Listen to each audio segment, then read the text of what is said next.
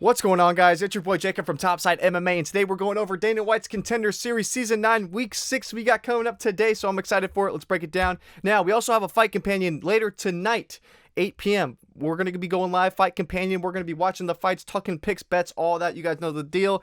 It's been super fun. We've had some great live streams so far, so hope to see you guys there. In 8 p.m. EST, so 15 minutes before the fight start, whichever time zone you guys are in, 15 minutes before they go live, we're going to go live, so excited for these. It's going to be super fun. Also, sorry for the late upload. I had to take my dog to the hospital yesterday, so I wasn't expecting that. Kind of took up a lot part of my day, and I got a haircut too. So it was a busy-ass day.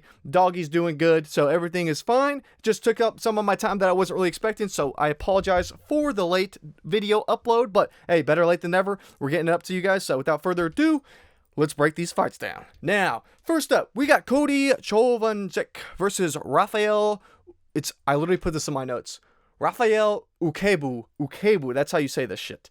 All right. First up, we got Cody. Now, I think he's decent. 27 years old. I like what I've seen from him so far in terms of he's pretty well-rounded. His boxing looks pretty good. Grappling looks pretty good. Wrestling looks pretty good. The thing that worries me about him, or is like kind of a concern to me about him, is that some fights he's on, but then some fights he's off. Now, if we go through, let me pull you guys up. Boom. Oh, we got Mackson. That's not who we want. Cody Chovancek. Now, if you guys look through his recent fights, now, this fight against Jordan Howard, he looked like shit. He looked really bad. He had no answer, really. It seemed like, literally, the commentators were saying this, and actually it was, like, perfectly described what I was thinking. It just seemed like Jordan Howard just, like, had an answer to everything that Cody had going his way. Like, it seemed like he was a step ahead. It seemed like a chess game where Jordan was just able to be a step ahead, and like everything that Cody went for, Jordan had an answer to. And I think that's just him being a crafty veteran. He's very used to the fight game, used to seeing a lot of types of different things. And I think that really frustrated Cody. And when we saw him go against a crafty veteran, he did struggle. And that's the thing that worries me here is that, Uchegbu, I'm going to say that wrong, but Uchegbu, he is pretty damn experienced. He's fought in multiple fighting organizations. He's fought decent level of competition. He does have a good experience, for his age. And I know, also, I don't have his age here listed, but I'm pretty sure he's 30 years old. I feel like I saw it somewhere. I think he's 30. But anyway,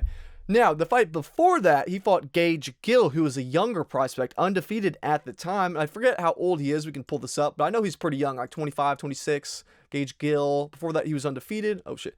26 years old. So yeah, young kid, pretty young. And you can kind of see, with Cody, you can see when he's winning his fights, he has this like confidence to him. When he seems like he's the one in control and he's the one who's able to kind of dictate where the fight takes place, he looks good. But when he's in the backseat and when he's not able to control where the fight goes, it is a major concern. And it's like those two fights were perfect examples. They were long fights. Like they both went, this was a 5-round fight against Jordan Howard, and the Gage Gill fight, it did go into the 5th round. Now, with Gage Gill, he was able to control the fight. He really dominated in the grappling, and he looked really solid. Like if I only was able to see up to that fight and that Jordan Howard fight never happened, I probably would be picking Cody decently confidently here because he's looked really good early on in his career.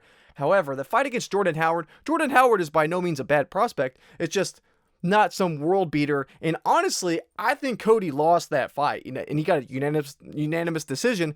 The interesting about this thing, though, is you go and look at this fight back. If you guys watch this, you could say, you maybe could argue that Cody won the fight. Maybe, I don't want to say it was a complete blatant robbery, but at the same time, I think Cody lost. But if you go and look at this, he's fighting in this Unified MMA 62. This fight, you can see this, pull this up.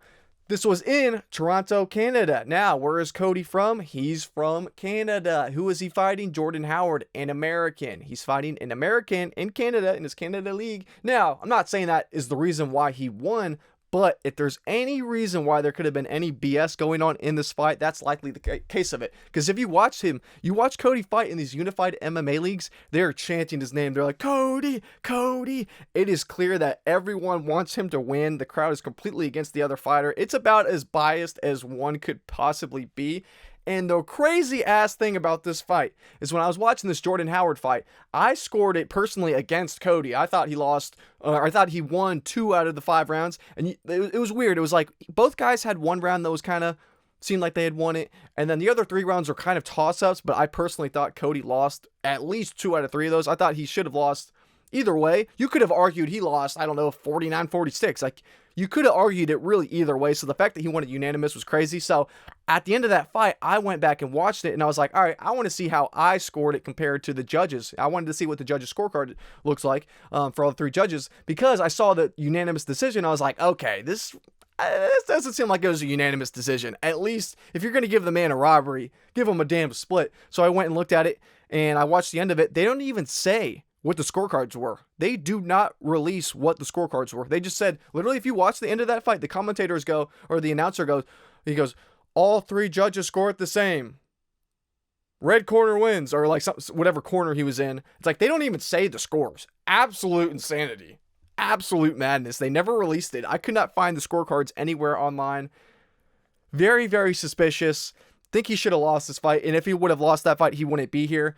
So I have concerns about that. And the other thing about Cody is that although he looks good, I don't want to dog on Cody, because that fight he looked really bad in against his Jordan Howard fight. But before that, he's looked pretty good. The thing about him, though, is that sometimes his boxing is pretty crisp, but when he gets worked on the feet, he kind of like resorts to, there were multiple times where, and if he gets in trouble, he needs to land a takedown. And he looks good on the ground. Once he can get to a ground and pound position, he can get to the top position, he can start to really land some ground and pound shots on guys. He looks good. But it's kind of like he needs to get it there. Like there are times where he seems a bit like flustered, and he's like, oh shit, I need to take it to the ground. And he's been able to do that against some guys like he did against Gage Gill and in the rounds 4 and 5 against Jordan Howard.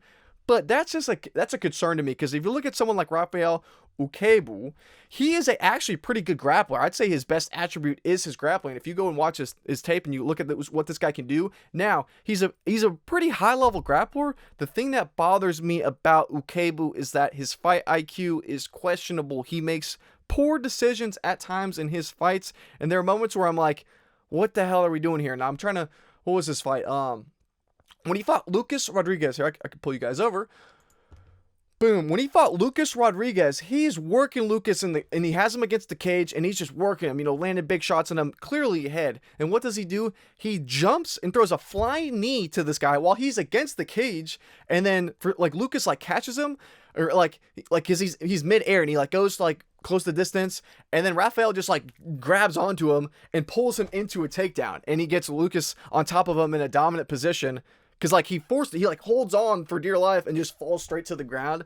Not a good look. There are times where Raphael is willing to take it to the ground and willing to accept bottom position when he really should be scrambling to get on his feet, because he's losing those minutes on the clock.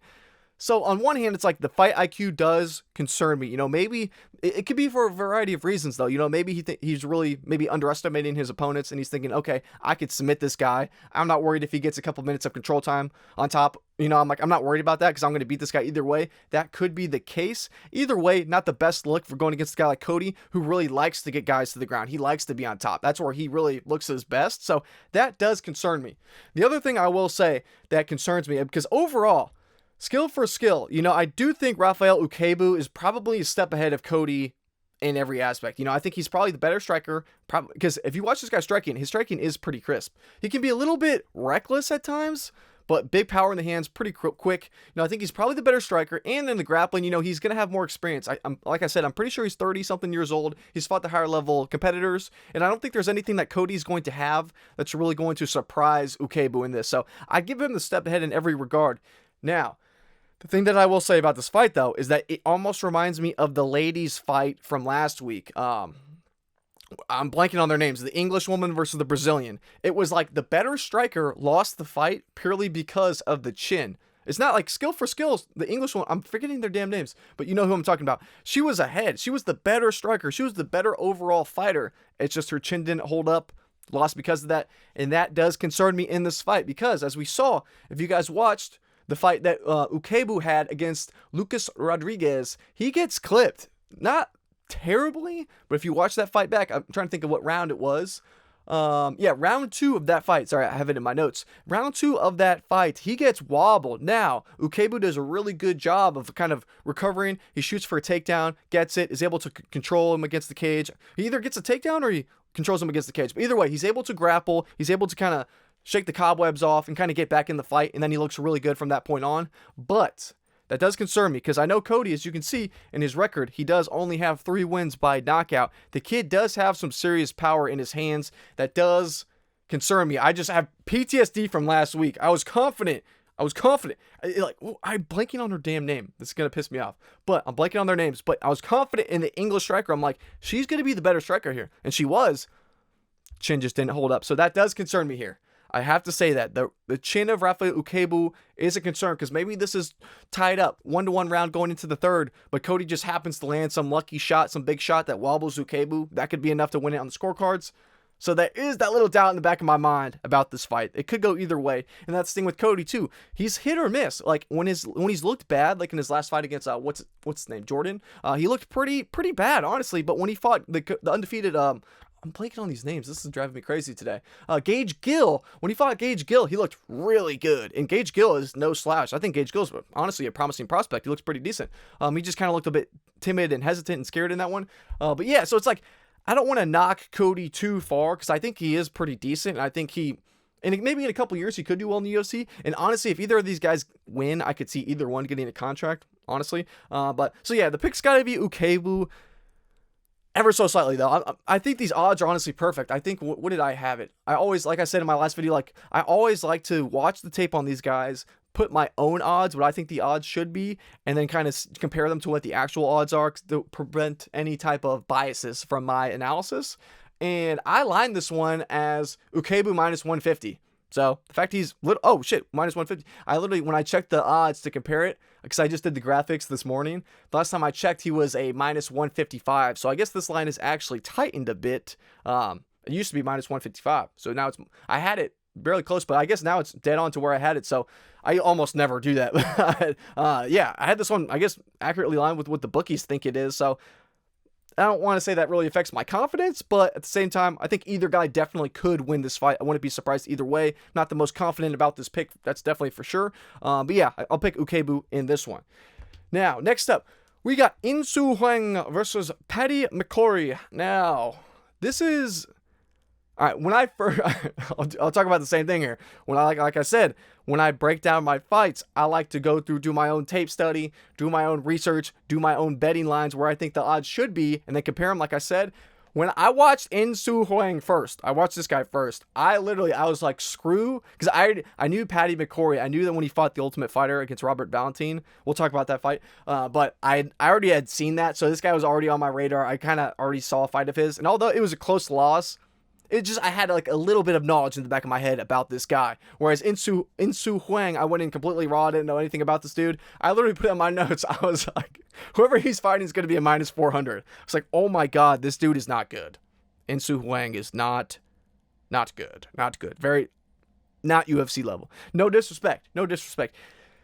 I just don't know why this guy got signed. I just have no idea. Now, I was looking at the promotion he was fighting in. What is it called? What is it called? Road FC, not high level stuff there. It's not, we can go over this now. Sorry, I'm going through my, changing my things real quick. Boom, let me pull you guys over. Alrighty, now, Hwang. It was one of these, sorry, I'm looking at my notes here because I'm mixing these names up. Dong Hwang Ling or Hong Sol Kim. Forgetting which one is which. Looking like, oh yeah, oh my God. Okay, the first fight we'll talk about is this most recent one. Dong Hwang Lim. This dude he looked like a damn Transformers. Like, he looked like a Transformer, like, automobile in here. The way he was wrapped up, dude, he looked like Spider-Man. You know, like Venom, when Venom starts to take over Spider-Man? And that's exactly what this looks like. Oh, I literally had to put it in one of my slides. Oh, can you guys not see it? Oh, shit. Wait, sorry. Wait. This is what this dude had on his arm. I'm like, oh my God, how did they allow this man to fight? This is arguably worse than fucking Gordon fighting last week. I'm like, oh my God. Like, if you're going to let Jared Gordon go out there after being hit by a car, I mean, is this much worse? I don't know. Either way, not the best look. And before that, he fights, and Song Hu fights this guy named Han Sol Kim. Now, he won a split decision. This was a shitty fight. This was one of the probably most boring fights I've seen. Now, the thing about Hwang, technically, his striking is not good. This guy, literally in my notes, I put all caps, 0 defense against straight shots. Bro eats jabs like Frosted Flakes. Literally, this guy has no striking defense. He has this like base where like he has his hands like out, and it seems like he could easily kind of like put his hands together. Like, he doesn't have like a super wide like bladed stance. It's like, It's odd, but at the same time, you think he'd be able to really have more ability to block some straight shots. He just doesn't. It's the weirdest thing ever. This guy is somehow always the one moving forward, but he's always defensive. Like, he's pushing guys and walking them down against the cage, but he's counter-striking. He will not throw anything with his hands. He pretty much only throws kicks, and it's about the most readable style you can see. Like, this guy exclusively throws kicks. He does not want to strike with his hands at all. Extremely hittable. Now, when he does throw some punches with his hands, he actually has some decent power. Like, you can see he actually hurts guys when he lands. So, on one hand, I'm like, all right, how much power does this dude have? Because he never throws anything with his hands. And it's like, when you see him land, it's like he was busting the guy he lost a split decision to, Han-Sol Kim. He lost a split decision, and it's like the first round he completely took it off, wasn't throwing shit. And then when he started to land in the second and third round, he actually was busting his face up. It was pretty bloody. Kind of, you could really tell it was causing some damage, and that's probably why he got the split decision nod in that. And I'm not saying he didn't deserve to win that fight, but at the same time, this Han-Sol Kim guy, 13-7, he lost a split to. Not the best look. And it was pretty damn competitive. So, nothing I have seen from In-Soo Hwang suggests to me at all that he's ready to go. Now, the other thing, too, is when he did fight Han-Sol Kim, I believe, or maybe it was Don Hwang Lim, it was one of these two fights. Dana White is, you can literally, like, when I was watching it back, you could see Dana White's watching this. I don't even know why Dana White was there watching that shit. I mean, you can see from In-Soo Hwang, all of his fights pretty much, it's this boring style. Now, he did get knocked out in 5 seconds against Won Jun Choi. But yeah, besides that, I mean, like, when he's getting knockouts, sure, he can clip guys. But when he's not, it's the most boring, lackadaisical, like, unwillingness to strike. And that's the thing, too. I was going through this guy's Instagram. He seems like a really nice dude. And he seems like a very kind, compassionate, nice dude. So nothing disrespectful or personal about this guy at all. He seems like a great dude. But it's just, in terms of his fighting abilities, I don't know how he got here. The thing is, too, at 31 years old, I'm like, we're taking in a very amateur mid-level prospect at 31 years old to fight in Dana White's Contender Series. I see no real future for this guy in the UFC. I just don't think his skills are there. There's nothing. We haven't seen his grappling tested at all. We don't know what this guy's going to look like on the ground. And now Paddy McCorry, he's not anything great on the ground. We saw Robert Valentin submit him in 1 round, which isn't the best look. It could be worse. Oh yeah, that's the thing too about this fight. I do have, as you can see, technically on his Tapology, he had 2-0 to a submission, because technically that's this fight right down here in the middle of his last 5, the submission loss. That was Robert Valentin when he lost there. But it was technically an exhibition fight with the Ultimate Fighter. Technically not counting in terms of that 2-0 record, but he has been submitted. That's what that, I counted it here because it is one of his last 5, but I didn't count it here. I probably should have, but clarification on that. But yeah, I just don't think either of these guys are really that great. I know I'm dogging on In-Soo Hwang, but at the same time, Paddy McCorry is not anything special either. You know, this guy has really struggled. He has not looked great when he's gone against higher level competitors. Now, we can move him over too. Boom, Paddy McCorry, you can see he hasn't really fought a whole lot. Now, he fought Robert Valentin, to be fair, is in the UFC now, but we just saw him get decimated by Gauthier. I mean, that was not a good look either. So it's like, you bring him back, he's beat Ty Palmer. Now, to be fair, he did look really good in this fight, but a 6-7 guy in Cage Warriors, I'm not holding a ton of weight to that. And after that, Shuki Faraz, he's an Israeli guy, 2-1 before that. I'm not holding a whole lot of weight against that, but at the same time, it's probably about the same level of competition that In-Soo Hwang is going against. He's not fighting any killers. He just fought 6-7. Donghuan Lim took him to a decision, so this goes to a decision. Neither of these guys are getting signed. That's for damn sure. The only way I see this fight, I mean, In-Soo Hwang could maybe get a knockout. I just don't see it. I really think this guy is probably one of the worst contenders we've seen.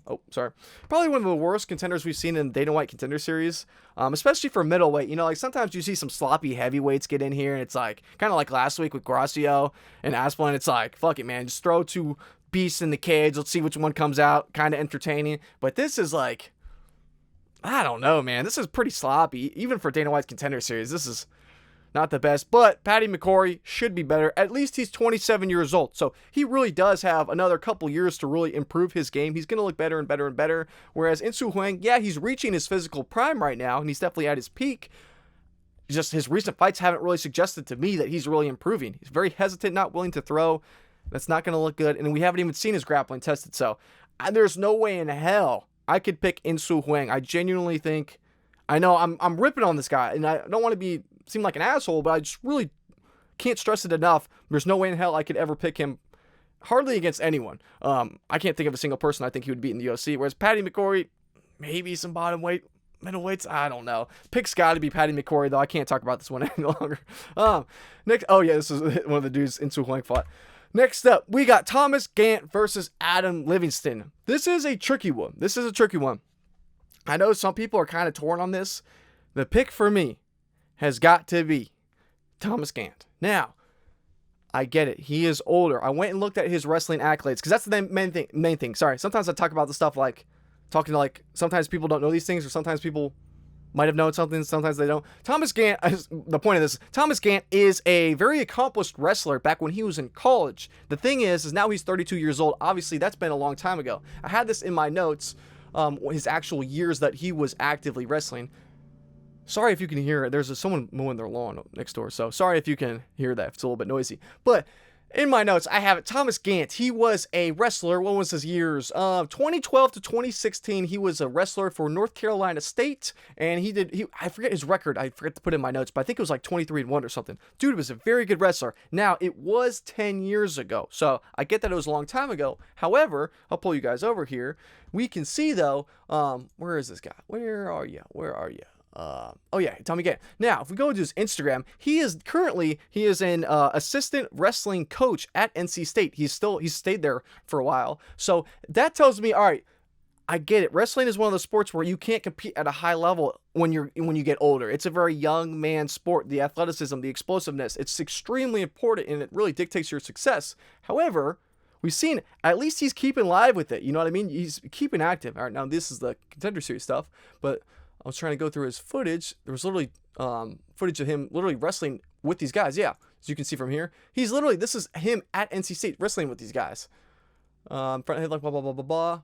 Or stools. You can see he's actively practicing his wrestling still. This was 2023, so a bit longer ago. As you can see here, there's the background, NC State. I don't know if you guys can see that. So he's a wrestling assistant coach. He's still actively in the gym, and he's working with D1 wrestlers in college at NC State too, which is right now they are ranked 8th in the nation in college wrestling. So this guy's getting rounds in with some of the best in the world. So I'm not doubting his wrestling abilities. I think he's still fresh, and at only 32 years old, he's in his physical prime now. Maybe not for wrestling, but in terms of MMA, I think he's ready to go. I think he's locked in, and I'm trusting his wrestling this week. I think it's going to get the job done. Now, because he's going against Adam Livingston, who, to be fair to Adam Livingston, he does look good. Sorry, I'm trying to get this right for you guys. He does look good in what I've seen from him. However, he's only 24 years old, man. How much experience is this going to be? At only 6-0, yes, he's very young, he's very green, and I get what people are saying. Well, Thomas Gantt had a super late career start. He's had a wrestling base his entire life, and yes, he relies on that to win. He was an All-American D1 college wrestler. Absolutely insane. I forget what the percentages on that, but it's absolutely nuts. I had it in my notes too. D1 All-American wrestler from NC State. It was ranked 9th in the nation currently. He was an ACC champion in 2016 as well. And yeah, it's absolutely insane the accolades this guy's had. And at 32 years old, I'm not writing those off. If he was 40, I'd be like, all right, yeah, at a certain point, it's going to matter. But I mean, Adam Livingston, he's around the age that Thomas is currently wrestling against in the NC State locker rooms or in the gym. So I'm not doubting Thomas Gantt's ability to win this fight. And I really don't think you guys should either. There's nothing from Adam Livingston that's really suggested to me that he's really going to be able to withstand whatever storm comes his way. Now, in terms of the striking, maybe he has the edge in the striking. I'm not doubting that at all. Maybe in terms of the BJJ, he might have an advantage. I was able to see that he was a purple belt with a couple stripes. I didn't see how many. But in terms of Thomas Gantt, I couldn't find anything in his BJJ game. Now, what I did see from Thomas Gantt, I'm just going to pull it down. Oh, yeah, there we go. He did land a Darce a couple years ago.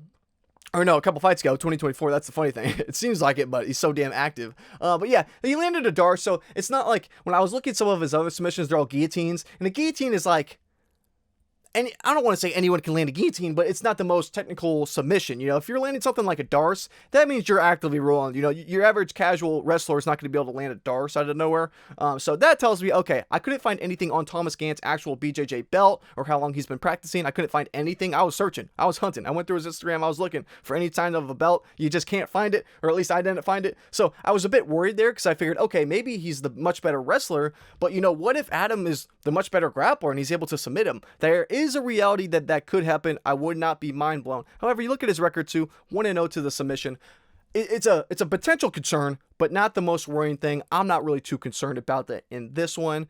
But the thing with Adam too, there's one thing that I wanted to say. Sorry, I'm looking through my notes. Oh yeah, his fight against Hugo Orazan. Pull this over. Boom.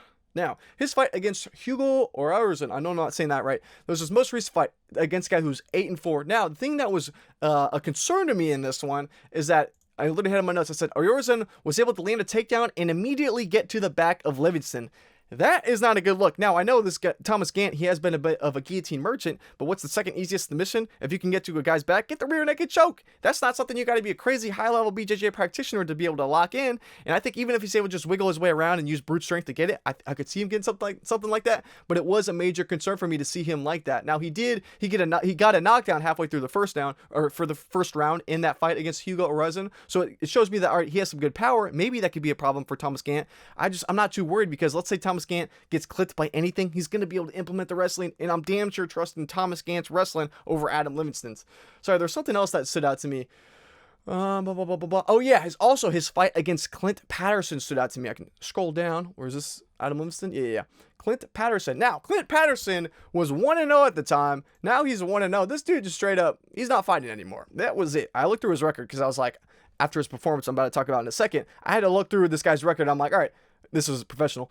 Is this guy like, I was trying to find some accolades on him, because the reason I say this is looking for those accolades in the wrestling, because I was looking in this fight, Clint was able to have some damn good success against Livingston in the wrestling. He was able to hold him against the cage and really control him. And the only way that Livingston was able to get out was when Clint was kind of allowing him to get back out. Like, you could tell when they finally broke the space. Yes, Livingston was the one who was trying to create the space, but by the time he actually could create that space, it was more so of Clint kind of getting tired and allowing it to happen, if that makes sense. It wasn't necessarily Livingston was really able to scramble and get his way out. It was kind of Clint just like gave up on it, which is pretty stupid, because he was a step behind in the striking in that fight.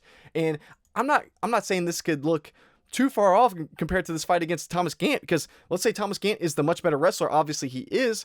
I don't think he's going to let up on Adam Livingston. If he gets him against the cage and he's controlling him, Clint was just kind of like, starting to get tired, kind of let up off him.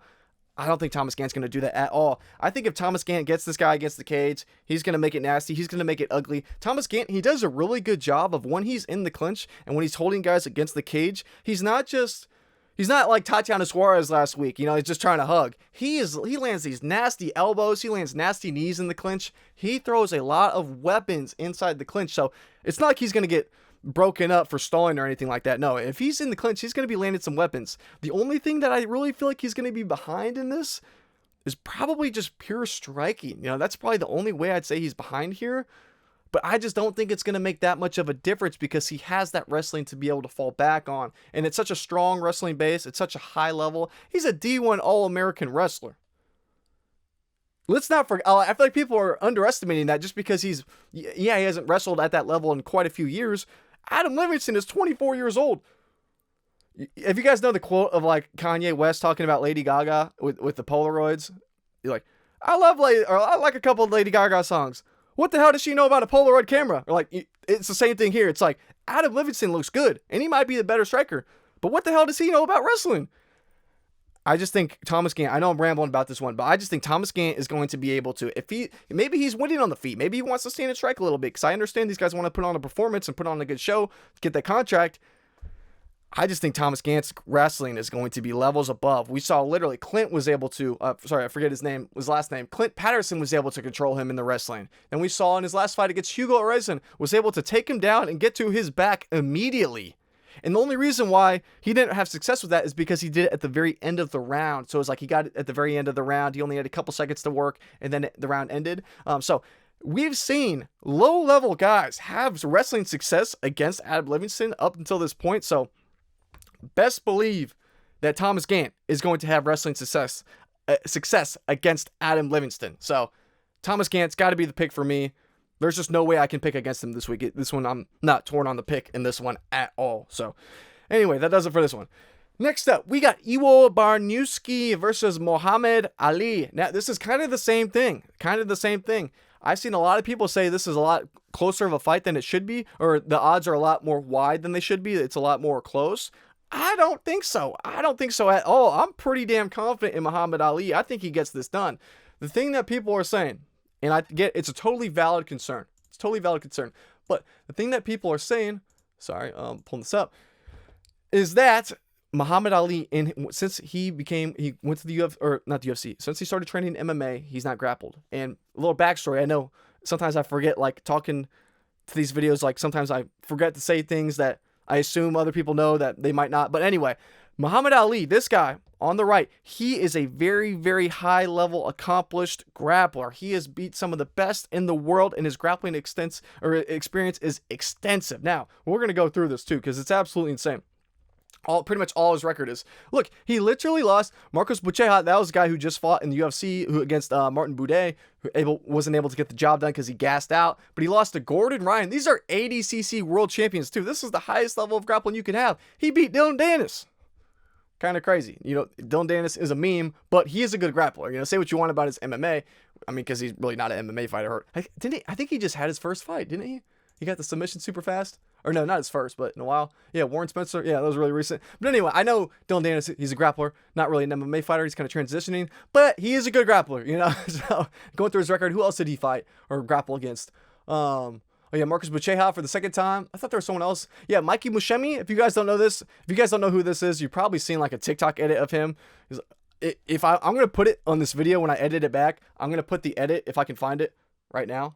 But everyone talking crap, oh, you couldn't beat him, there's no way, he's a division heavier than you. I just submitted him easy as fuck. If nothing happened, that means I didn't find the edit. But he's like, I just submitted him easy as fuck. It's pretty funny. This dude is pretty damn funny. And now he's the champion of the UFC BJJ. He just got the belt against who did he fight? Risson Gabriel. Yeah, this was really recent. June of 2025. UFC BJJ 1. So, boom. The more you know. But anyway... Yeah, so he's had this extensive grappling experience. The dude is a world-renowned, world champion level grappler. His BJJ is elite. And now he's going against our boy, Iwo Baraniewski. Sorry, I'll pull this down a little bit. So, anyway, back to my point is, I know some people are saying this should be a bit closer than it is, because if you look at this guy's record, since he started MMA, he's only 4-0, and you look at his record, 3-0 by knockout. So people are saying, oh, this guy's a super high-level grappler, but once he got to MMA, he's just throwing it away. And they're right. That's totally correct. That's totally right, totally valid.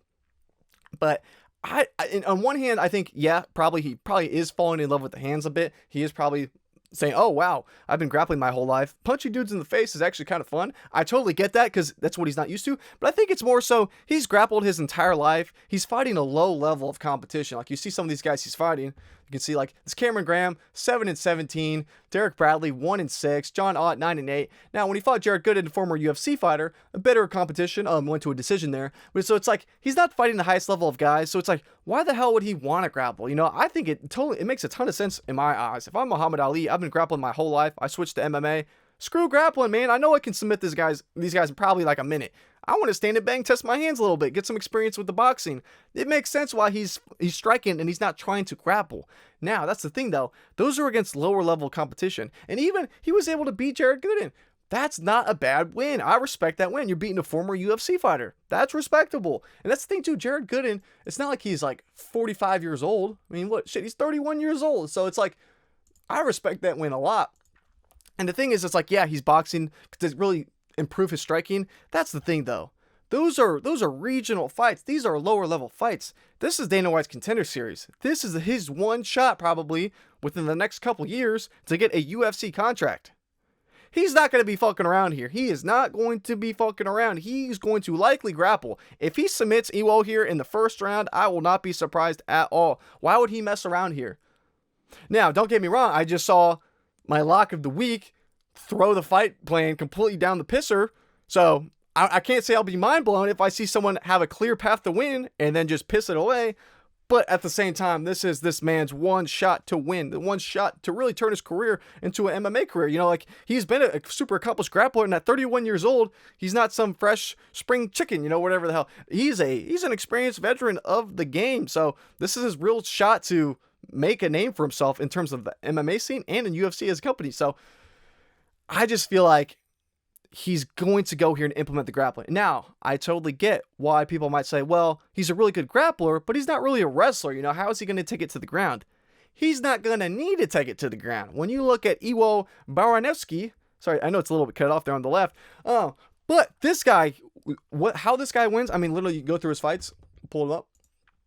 This guy, literally, the way he wins is he pretty much goes forward, takes guys to the ground, and ground and pounds the shit out of them. I mean, he's looking for the takedown, or if not, he's going to take you to the clinch, then land a takedown against, or when clinch against the cage, he's going to hold you up against the cage, land the takedown, then when you're against the cage, he just wails on dudes. I mean, it's like, he almost like uses he pushes their backs into the cage so he can like lean into it and they have nowhere to move, and he's just wailing. Like, the dude's ground and pound is pretty disgusting. He's gnarly. Only 26 years old. This dude is a real problem, and I think he's good. You know, I think he's actually pretty decent. You know, I know he's not fighting the best level of competition, like 6-6, 9-5, 2-0, but at the same time, he's fucking these dudes up, man. A minute in there, 3 minutes in there, 3 minutes in round one. I mean, he is running through these guys. And even before we've seen his grappling, he was able to get an armbar, first round, another armbar.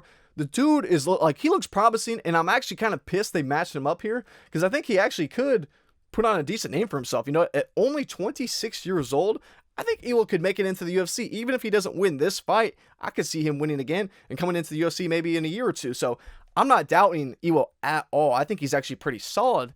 It's just the way he likes to win fights is he really likes to take guys to the ground.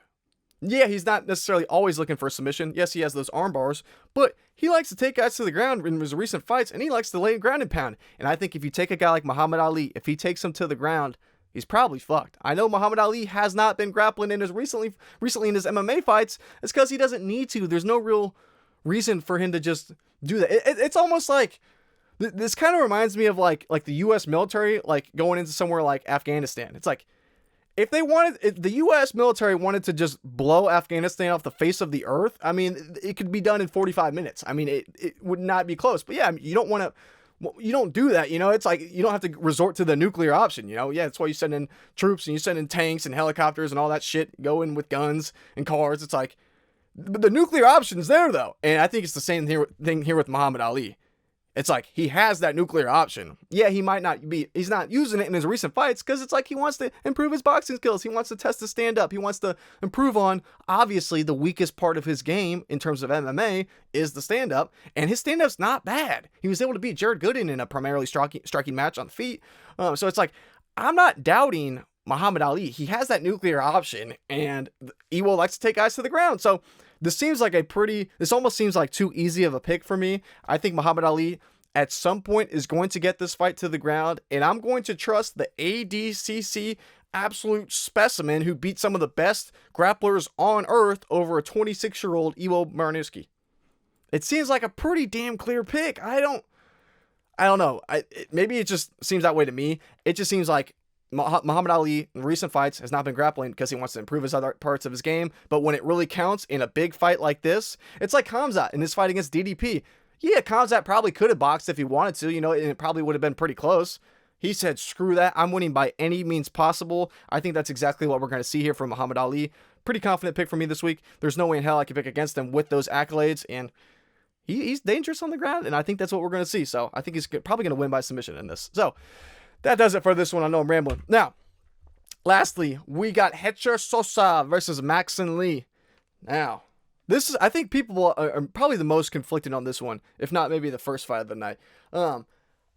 Now, I get why people are taking Mackson Lee. Very lengthy, you know, super long reach. 75-inch reach, 6'1" for bantamweight. Actually, I think this is a bantamweight fight too. I know I have it as lightweight. I think it's bantamweight. Is it bantamweight?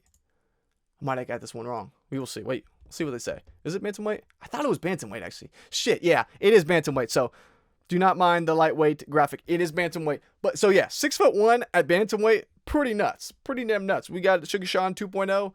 I just don't think so. I think this Jackson Lee kid is overrated. Now, I do think he's very promising. Very promising. I think he could be a danger in a couple years. At 26 years old, I just haven't seen it quite yet now. Because we'll go through his fights now. Because when I saw his build and his frame before I did the tape study on him, I was expecting to pick him. Because I did my tape study on Hecher Sosa first, and I was really not super impressed with Hecher Sosa. Not super impressed. But anyway, we'll start with Mackson Lee. Now, pull you guys over. That's the thing about Mackson Lee. Yes, he's technically, what is he? He's technically 9-0, as you can see from his record. And they're all pro fights. However, only 3 of them were within the last couple years, as you can see before this. This was 2023, 2024, 2025. So he's had one fight the last 3 years. But before that, 2019, 2018. So he took a huge break in between. And they're against absolute tin cans. All 0-0s, 2-8, 3-5. Not high level competition. It's like, I can't even really respect these wins, because it's like, even if you go like look at, this was the 2023 win he had too, like Thiago Gilberto, you go and like look at some of these guys, it's like, what the hell are they doing? You pull up their profiles, this guy's 0-2, this other guy 0-1, this other dude 0-4. So it's like, I'm not even really respecting any of those wins. So I'm only looking at the last 2 fights that this guy's had. And you look at this Mateosaurus, who's definitely the best by far that he's fought. Then you pull him up, Mateosaurus. Now in this fight, he's only, I thought they had his age when I watched this fight down. I know the kid's pretty young. And he actually looked decent in that fight. I was trying to think though. I thought they had it in there. Maybe not. But anyway, when he fought this Mateosaurus guy, he actually, it was a decent scrap. You know, I know he got the dart choke in the round 2. And the thing that kind of worries me, or not worries me, but this Suarez kid had such a height and reach disadvantage that it almost seems a tad similar to the Sosa fight, in the sense of he's going to have to crash the pocket. He's going to have to make it ugly. So I can kind of see how people are making stylistic comparisons in this fight. And there's something that I thought I pointed out about this. Oh yeah, this is what I had in my notes about this fight against Suarez. I literally had this in my notes. Suarez was able to hold him against the cage and control him and land big foot stomps. And Lee attempted a flying knee, but it just allowed Suarez to take him down. And I said the thing that worries me about that stood out in this fight is the second Lee got taken down, Suarez was able to get to his back immediately. Oh shit, maybe this was an earlier fight. I said someone was able to get to their back immediately. Or maybe it was a duplicate, sorry. But this was one of them too. I literally had it in my notes. The thing that worries me about this fight is that the second Lee got to the ground, Suarez was able to take his back immediately. And I said, but it was at the very end of round 1, so nothing came from it, but still a concern for me. Now, because I know there was an early fight that I was talking about, able to get to the back right away, but then the round ended. I could have been thinking of the wrong thing in that first breakdown. I think it was just a duplicate of the same thing happening twice. But in this fight, I do remember, because I remember this pretty clearly. But yeah, he was able to get to the back immediately, and that concerns me because, you know, Mackson Lee, he's had success when he's able to create some distance. Because I'm talking mostly about this fight against Suarez, because that was really the only fight that was competitive. Now, some people are kind of giving him more credit than I think he deserves for this Felipe Zakaron fight that we'll talk about. But we'll talk about that in a second. But we saw Suarez, the smaller dude, stylistically decently similar to this matchup. He was able to have some success when it got to the ground. And it's like, yeah, the round ended, but it's like, still though, if you're able to take a big guy down like Lee and you're able to really control him easily, that's a concern. Because, you know, Hecher Sosa, he's going to have the grown man strength here. You know, only 26 years old, Lee is going to have that reach and that height, but how strong is he going to really be? I think in the physicality sense, he's going to struggle here. Although, if he's able to keep it at distance, he could look good. You know, I'm not saying that's impossible. It just worries me, you know. And that's the thing, too. I'm not saying Suarez is bad, because Suarez obviously seems like a decent prospect, but there were definitely some moments where Lee was having success, and then he jumps and does that spinning or jumping knee. It's like, kind of stupid.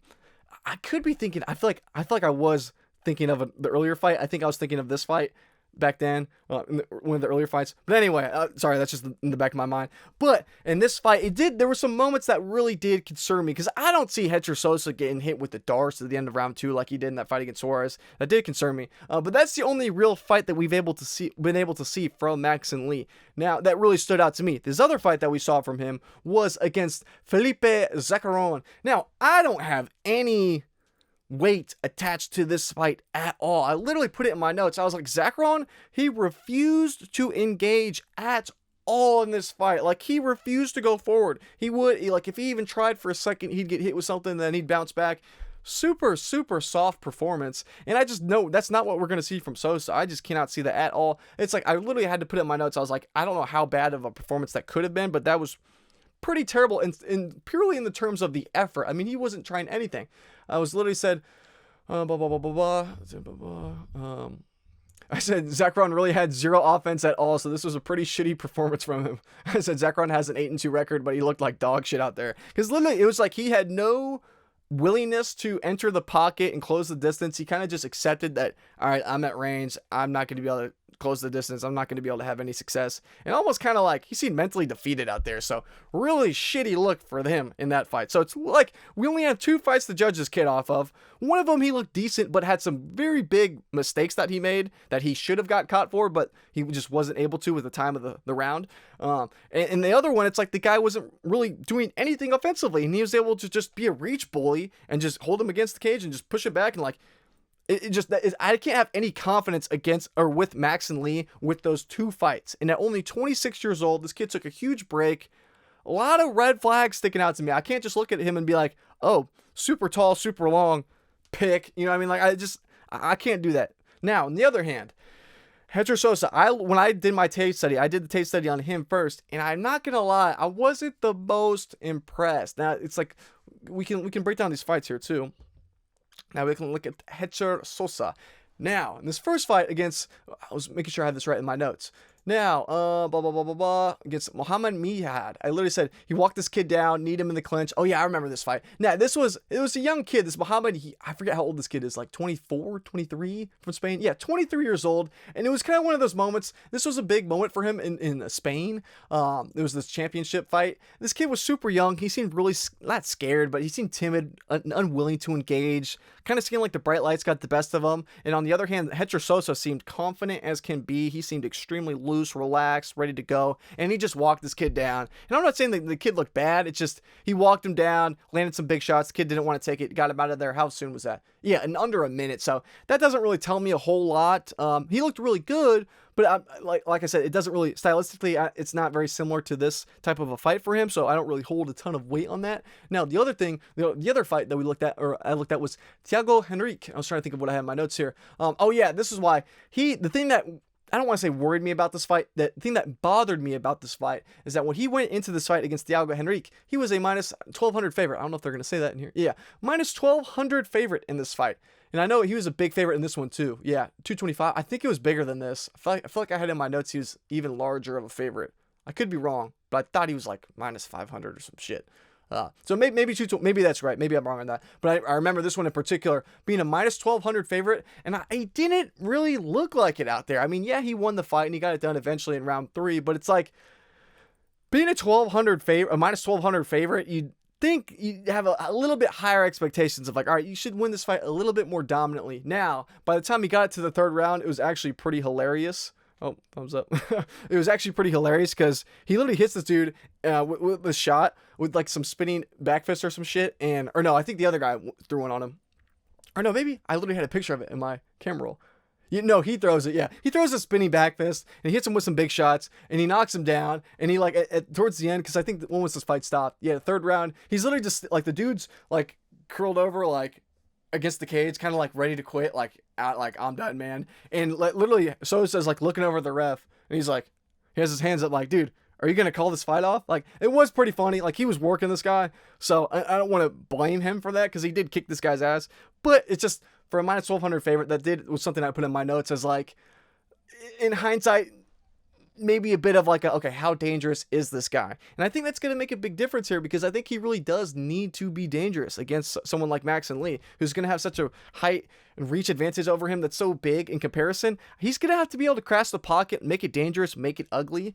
Now, the last thing I'll say about this, or wait, I just want to make sure, go through my notes really quick, make sure there were no other fights that I wanted to talk about.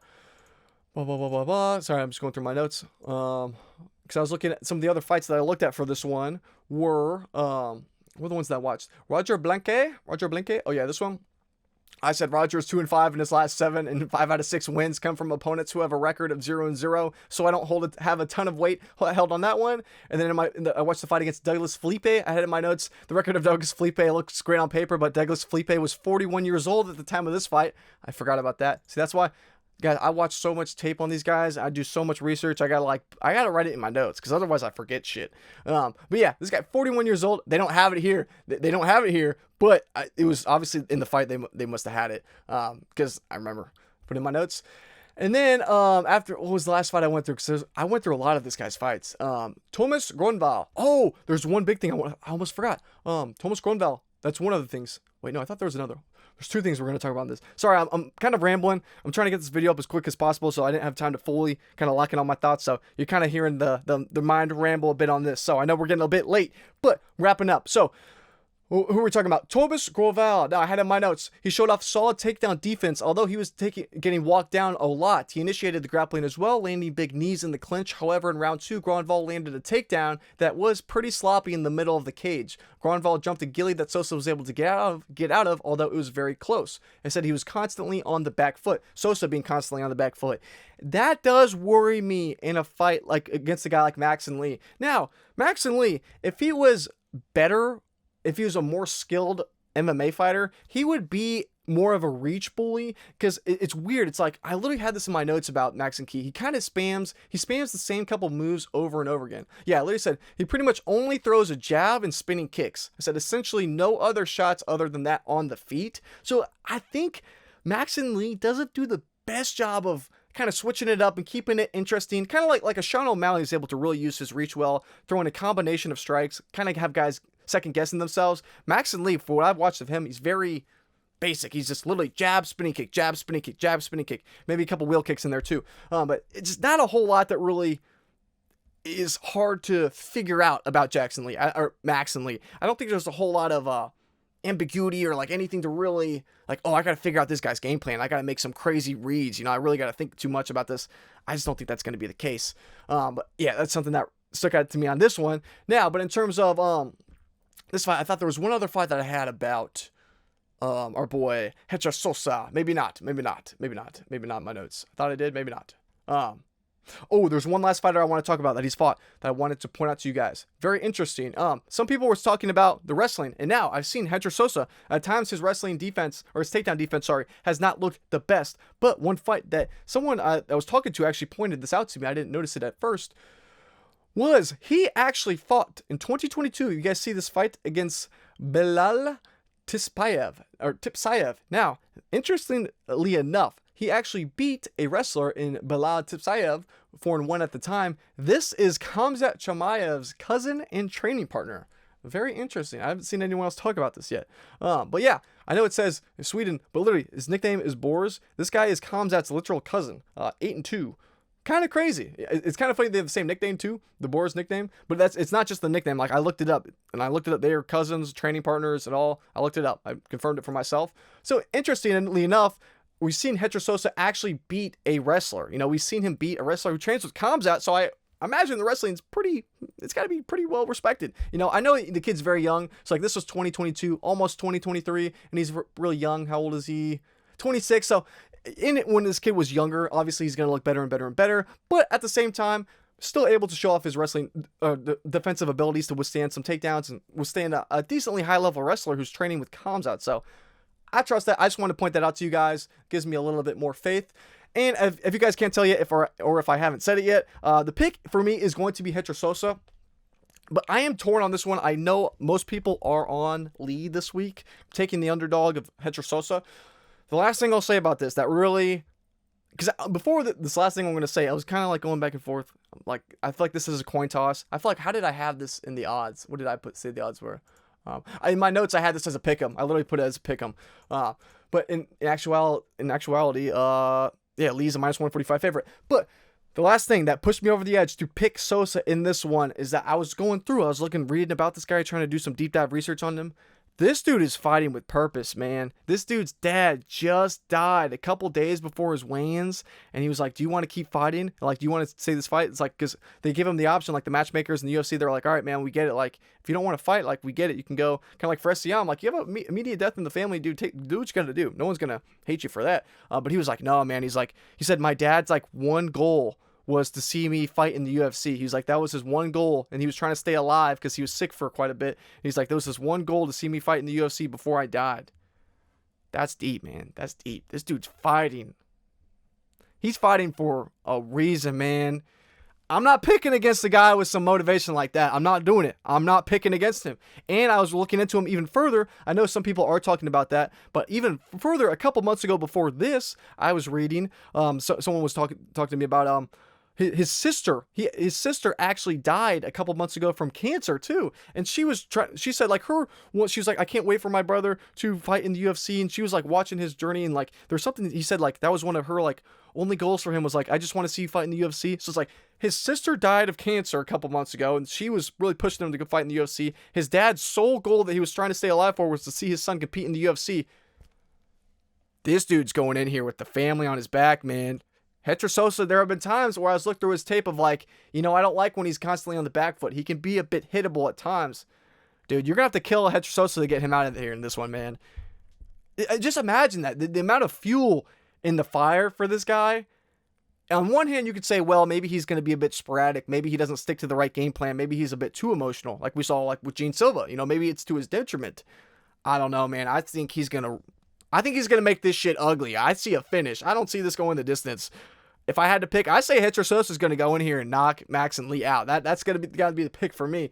But yeah, I think he's going to be going in here with a type of passion that you can't get from TikTok edits and motivational videos, man. I feel terrible for Hecher Sosa, and maybe a bit of bias because now I'm rooting for him. I want to see him not avenged, but I guess like in his father's memory and his sister's memory. You love to see a good, wholesome story. So I'm rooting for Hecher Sosa on this one. He's going to be the pick. I think he gets it done by knockout. But that little extra bit about his family, man, that shit, I'm soft for things like that. That touched my heart. So pick's going to be Hecher Sosa. I think he gets it done by knockout. Even besides that, I think he still very well could win this fight. 30 years old, in his physical prime, in a spot to win this fight. Whereas 26 years old, Mackson Lee off a huge layoff, and he really hasn't had a ton of experience after that.